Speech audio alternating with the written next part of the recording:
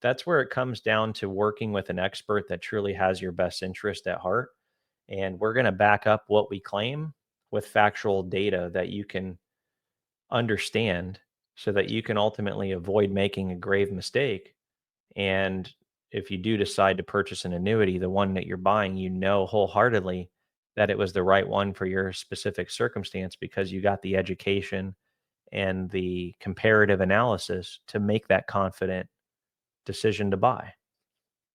Yeah, and I think the big way that we provide that is the transparency, whether that's just speaking frankly to somebody, sharing our screen, sharing the data that we have in front of us that help us make the educated decisions that we make on a daily basis, but allows somebody to have that in their hands so they can ask those questions without feeling like there's a pressure to make a decision. It's, hey, let's find out if this is the right fit.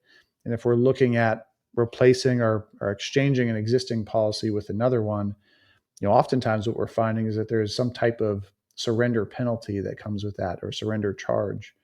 And a lot of times, folks that we speak with are just, we uncover that surrender charge and how that may affect them. And they feel like they're in a little bit of a hole of, oh, I'm stuck.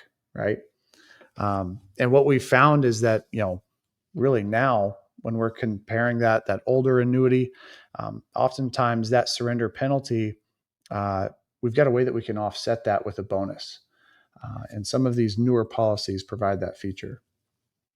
Yeah, it actually goes back to our days, Zach, on how we actually became friends. We were working in the cell phone industry. We started at Nextel together, and beep beep beep. You remember the chirp?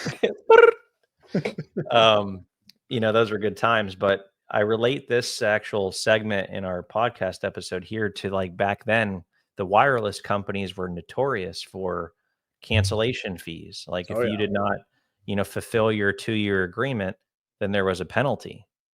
And in annuities, it's no different. There are these surrender penalties that, if you exit early, there's going to be a penalty assessed on that cancellation. But like the wireless industry, one that comes to mind is like T-Mobile. They tout that, hey, we'll pay your surrender fees if you switch to us, no matter what. We'll pay your cancellation fees. Annuity companies are doing the same thing. So right now, while we're not normally fans of bonus products, there is a use case here for bonus products, and that is to help people get out of these older, maybe underperforming contracts so they can get into something new that's better and gives them more opportunity and potential and maybe even more features and benefits without having to sacrifice their principal. So they're able to offset those surrender penalties. And that's where we really see the value in appropriately using a bonus product to help with that. So you may be in a situation where you're newly into a contract, maybe less than 5 years in, and there's some pretty lofty penalties there. But right now, I mean, one that comes to mind, there's a product that's really good, really good index strategies, really good rates on the index strategies, and they're offering a 14% bonus on your premium day one if you buy that annuity. So most annuity surrender penalties start out at 10% and then decline about 1% a year every year that you fulfill the contract. So one client that we just worked with had a 5% surrender penalty. And after factoring that 14% bonus, they're netting 9%.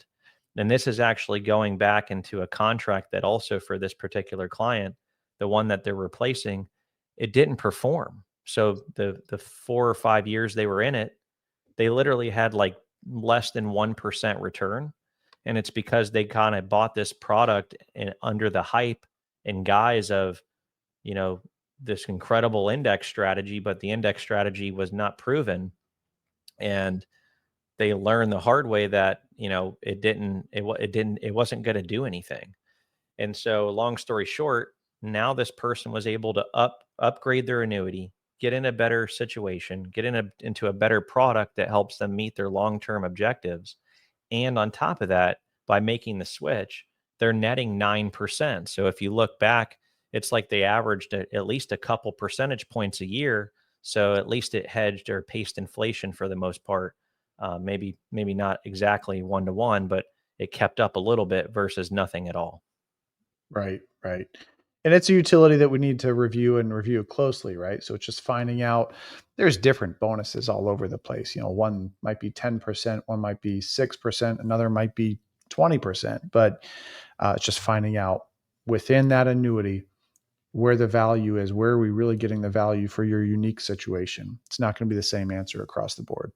And that's a great point too. And I think it's a good call out there, Zach, that the bonus isn't everything. You shouldn't be making the decision on who has the highest bonus and how much you're going to net after making the switch. You still have to consider the long-term impact on that Mhm. decision. So, there's a product out there now touting 21% bonus. I looked at it and I don't think it's better in terms of index growth potential than the 14% bonus product. I think the 14% bonus is a better deal because the index return potential is higher long term. You have to make sure that you go through our multi-point inspection to still uncover all of the nuances of the product and all of the important evaluation points that should be compared and considered so that you're not just getting into another bad situation. You might think that, oh, I'm going to get this big bonus, but then if you go into the future again and have no returns from the index strategies, the bonus is then being diminished.